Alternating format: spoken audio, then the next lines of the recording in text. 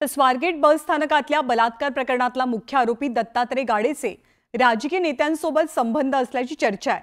शिरूरच्या आजीमाजी आमदारांसोबत त्याचे फोटो असल्याचंही समोर आलंय आणि याचवरून आरोप प्रत्यारोपांच्या फैरी रंगू लागल्या। मात्र आरोपीसोबत आपला कोणताही संबंध नसल्याची प्रतिक्रिया आमदार महोदय देतात। नराधम दत्तात्रय गाडेचं राजकीय कनेक्शन, आजीमाजी आमदारांसोबत आरोपीचे फोटोमुळे नेत्यांना आलं टेन्शन।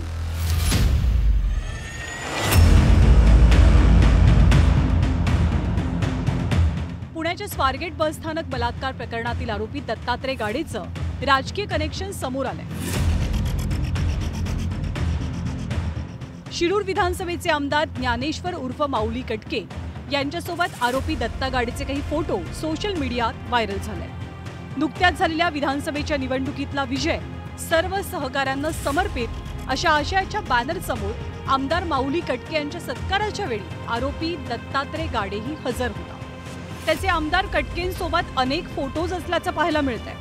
आणि इतकंच काय, नराधम दत्तानं आमदार कटकेंचा फोटो आपल्या व्हॉट्सअप डीपीलाही ठेवला होता।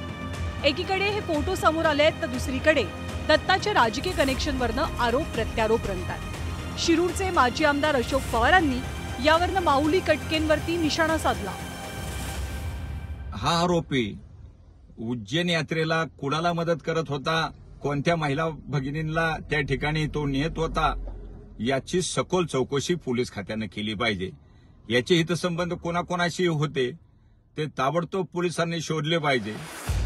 माऊली कटके अजित पवारांच्या राष्ट्रवादीचे आमदार आहेत। नुकत्याच पार पडलेल्या निवडणुकीत त्यांनी शरद पवारांच्या राष्ट्रवादीचे उमेदवार अशोक पवारांना पराभूत करत विधानसभा गाठली। आता आरोपी दत्ता गाडेवरनं आजीमाजी आमदारांमध्ये आरोप प्रत्यारोपाचा सामना रंगलाय। तो जो आरोपी आहे तो शिरूर तालुक्यामध्ये राहणार आहे। आता शिरूर हवेली हा मतदारसंघ माझा असल्यामुळे त्या ठिकाणी अनेक जण येत असतात, फोटो काढत असतात, भेटत असतात। त्याच्यामुळे अशा कुठल्याही प्रकारच्या व्यक्तीशी आपला कुठल्याही प्रकारचा त्या ठिकाणी संबंध नाही। मतदारसंघातली लोक असतील किंवा मतदारसंघाच्या बाहेरची लोक असतील, अशी लोक लोकप्रतिनिधी म्हणून दिवसभर भेटत असतात। दरम्यान माजी आमदार अशोक पवार यांच्या वाढदिवसानिमित्तानं शुभेच्छा फलकावर आरोपी दत्ता गाडेचा फोटो पाहायला मिळतोय। त्यामुळे गाडे दोनही राष्ट्रवादीच्या संपर्कात असल्याचं या फोटोतनं समोर येत आहे। शिरूर तालुक्यातलं एक कोणतं तरी पानट का कोणतं तरी गाव आहे, त्या गावचा हा आरोपी आहे। आता मी कोणाचं नाव घेतणार नाही, कोणत्याही राजकीय पक्षाचा, परंतु सत्ताधारी पक्षाचा काम करणारा। आता मला अशी माहिती मिळेल की उज्जैनला या गावातले खूप लोक सत्ताधारी पक्षाचा आमदार घेऊन गेला होता, त्याची जबाबदारी याच व्यक्तीवर होती अशी माहिती मला कळालेली आहे। कोणी कुठल्याही पक्षाचा असू द्या, कुणाशी संबंधित असू द्या, अशा प्रकारच्या गुन्हेगाराला गय केली जाणार नाही, एवढंच मी आपल्याला सांगतो। कुणाशी संबंध असू द्या, कुणाशी लागेबांधू असू द्या, हा गुन्हेगार आहे आणि लाडक्या बहिणींच्यावर अत्याचार करणाऱ्या गुन्हेगारांना सोडलं जाणार नाही। नराधम दत्तात्रय गाडे प्रकरणी आजीमाजी आमदारांनी हात वर केले। लोकप्रतिनिधी म्हटलं की मतदारसंघातले लोक भेटायला येणार आणि फोटो काढणार, हे ओघाना आलंच। पण या प्रकरणात आरोपी दत्ता गाडे खरंच आमदार कटकेंचा कार्यकर्ता होता का, याचा खुलासा होण्याची आवश्यकता आहे। Bureau report, news 18 Lokmat. आणि स्वारगेटमध्ये घडलेल्या बलात्काराच्या घटनेनंतर परिवहन खातं खडबडून जागं झालंय। परिवहन विभागानं बंद पडलेल्या सगळ्या बसेस 15 एप्रिलपर्यंत भंगारात काढण्याचे आदेश दिलेत। परिवहन मंत्री प्रताप सरनाईकांनी याची माहिती देत सर्व बसेसमध्ये सीसीटीव्ही बसवण्याचेही आदेश दिलेत।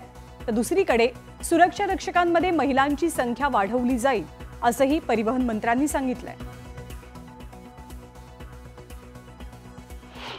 काल जो आरोपी आहे त्या आरोपी पकडण्यामध्ये महत्त्वाची भूमिका जर कोणी निभावली असेल तर ते आमच्या एसटी डेपोमध्ये जे सीसीटीव्ही कॅमेरे होते त्या कॅमेऱ्याच्या आधारेच पोलिसांनी त्या गुंड प्रवृत्तीच्या समाजकंटक कोण आहे हे कळलेलं आणि अनेक सीसीटीव्हीचे फुटेज आम्ही पोलिसांना सुद्धा हस्तांतरित केलेले आहे। त्यामुळे स्वारगेट डेपोमधली सीसीटीव्हीची यंत्रणा चांगल्या प्रकारे कार्यान्वित होती हे सिद्ध झालंय. परंतु जर दुसऱ्या डेपोमध्ये अशा प्रकारची कुठली जी सीसीटीव्ही यंत्रणा कार्यान्वित नसेल तर निश्चितपणे त्यामध्ये सुधारणा केली जाईल. बऱ्याच आमचे बस डेपो जे आहेत त्या बस डेपोमध्ये बसेस बंद पडलेल्या अवस्थेमध्ये आहेत आणि त्याचबरोबर काही 4 व्हीलर गाड्या सुद्धा आरटीओच्या माध्यमातून त्या ठिकाणी उभ्या करण्यात आलेल्या आहेत. त्याचा सुद्धा गैरफायदा काही समाजकंटक घेत असतात. त्यामुळे ह्या सगळ्या बसेस व 4 व्हीलर गाड्यांचा ताबडतोब म्हणजे 15 एप्रिल ही डेडलाईन दिलेली आणि 15 एप्रिलपर्यंत त्याचं पूर्णपणे त्या स्क्रॅपमध्ये म्हणजे भंगारमध्ये काढून एक नियोजन करण्यासाठी आम्ही 1.5 महिन्याचा अवधी दिलेला आहे. आणि